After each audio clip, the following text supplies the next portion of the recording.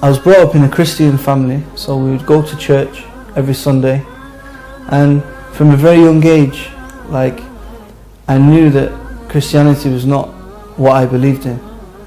And one of the first instances which I remember was I was actually in church and we had to write a song about God, and my song was Jesus and God, Jesus and God. This is it was like a little rap.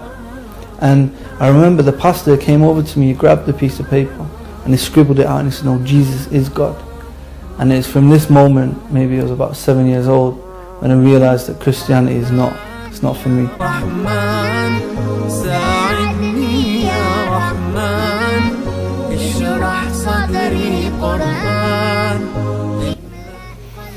So I continued to go to church for many years, because it was the closest thing that I believed in. I always believed in one God. And from the age of about 14 years old, I began to work in like a social club. It was like a working men's type club, for like a lot of the English people would go there to play snooker and things like that. And I actually ended up starting to sing because I wanted to get into singing. I became a jazz singer. So from the age of about 14 onwards, I was actually a professional jazz singer, and I was still going to school. Now, my parents decided that they didn't want me to go to a local school because it was quite a white area, there's a lot of racist people there as well. Plus the education wasn't that good in that area, so they sent me to the other side of Manchester, to Hume. And in this school, it's quite a mixed school. You have people from different backgrounds, a lot of Africans there, a lot of, people from the Caribbean, Asian people, different people. So there's a mixture of different nationalities and cultures and religions. So it was a good thing for me to go there. Now, from like the age of 18, and at this point, like, I was contacted by Sway. He's quite a well-known rapper in London.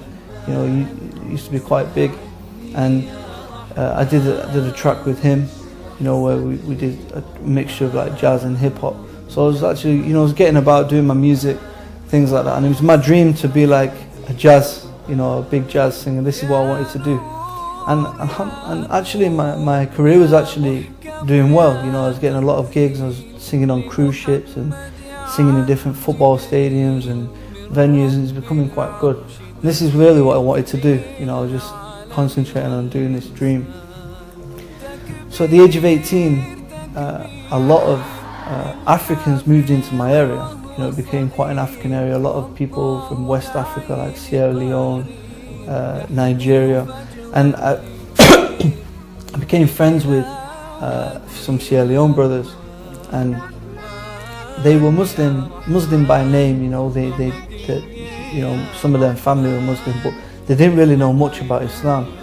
But anyway, we began to do business, and eventually I had to travel to Africa, to Sierra Leone. We were selling cars, and I was also getting involved in studying diamonds and learning about diamonds. So this is like the path which I wanted to take, because this is what my friends were doing. And it was good money, it was just, living the life, trying to make as much money as we can, enjoying life, spending it, wasting it all away. This is what we was doing.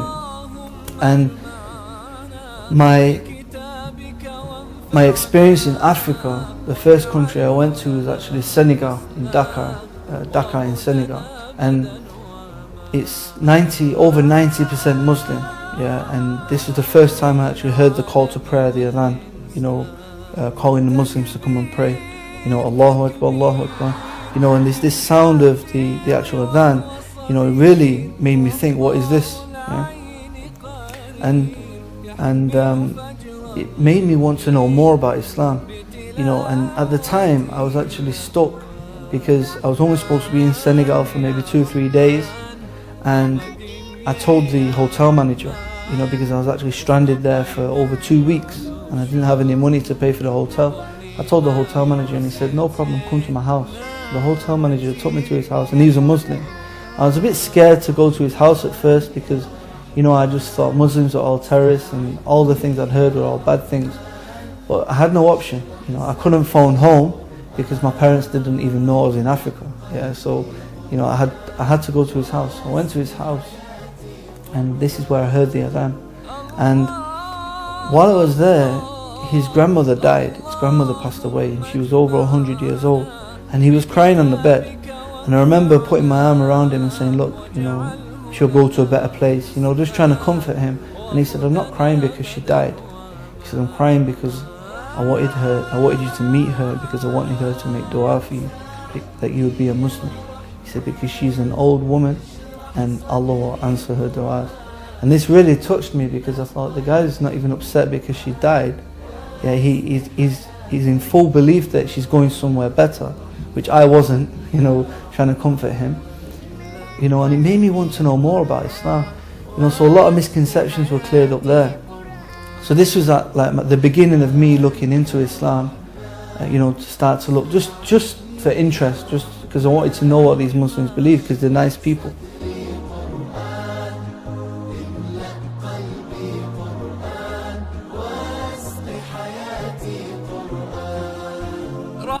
For many years, like, my friends, they would go to certain people in Sierra Leone who was dealing with witchcraft.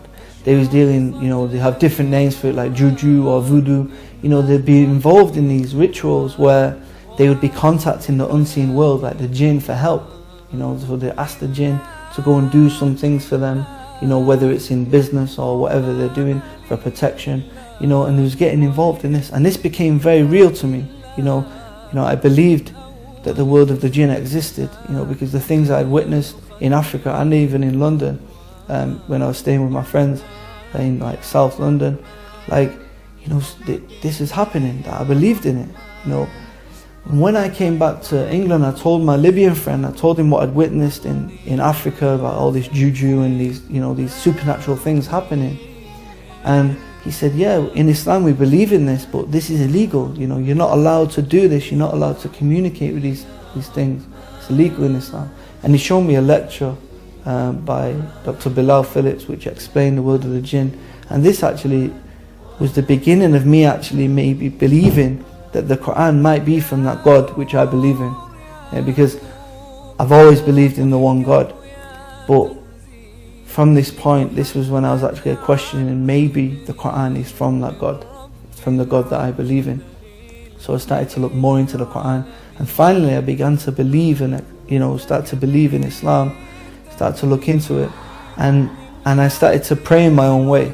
You know, I fasted the month of Ramadan in my bedroom at home, yeah, and it wasn't until about 6 months to a year later I went to Egypt, Cairo. I went to see a friend of mine in Cairo, and I went to the first mosque, because I'd never been in a mosque before, because I was quite scared of going in mosques. You know, again, I had a lot of misconceptions in all this. I was scared to go in the mosque, and I went to the mosque, and I asked my friend, I said, can you teach me how to pray properly? And he said, no. He said, because you're not a Muslim. I said, I'm a Muslim, I pray, I fast, you know, I try. He said, no, you have to say the Shahada. You know, and I didn't know what the Shahada was. You know, I said, what's the Shahada? He said, this is a declaration of faith, you know, to declare that there's nothing worthy of worship except Allah and Muhammad, peace be upon him, is the final messenger. So this is when I actually embraced Islam, you know, officially. That was back in 2006. Okay, mashallah. Aki, can you now tell us how coming to Islam has changed your life? Since accepting Islam, you know, it wasn't easy, you know, because I was still a singer. I was still doing, you know, things that not good, you know, undesirable things, like, you know. And it's not easy just to give all that up straight away. I mean, many people, that's it, you know, they just give it up and it's out of their life. But for me, I couldn't do it. You know, I wasn't strong enough. My belief wasn't enough just to leave that life straight away. It took a long time for me to, you know, give up my singing. The singing was the hardest thing, you know, and the music, because it was a big love of my life.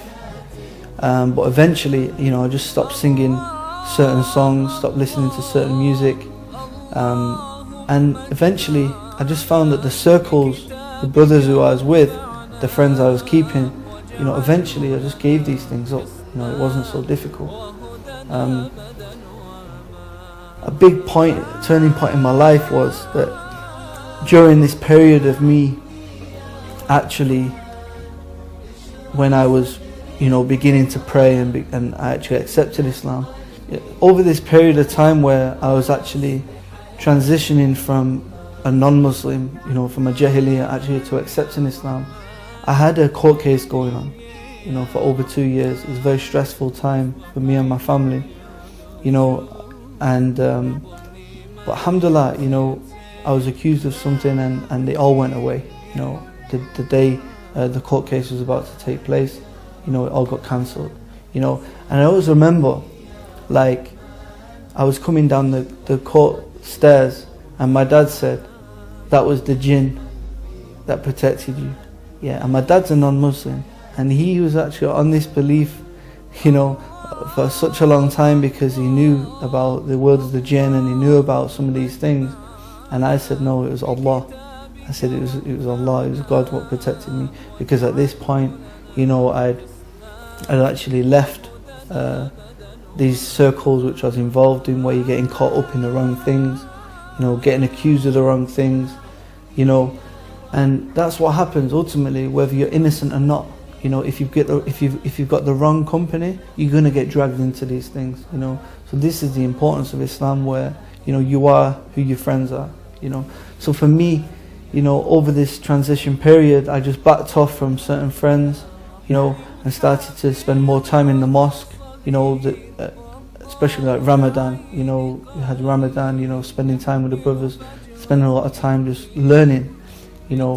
YouTube helped. There's a lot of lectures and things on there, but it's about just taking time away. You have to distance yourself from certain people and actually move on with your life.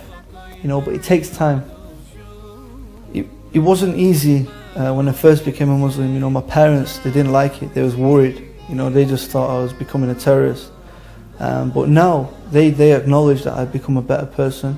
I've seen them been asked many times about me, and they said that I'm definitely a better person now than I was.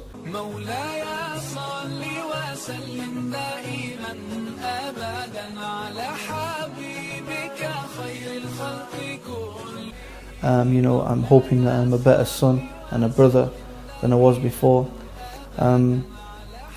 But I've become more involved in the community by telling people about Islam, actively involved in dawah, telling people about Islam, doing talks in the universities and different things like this.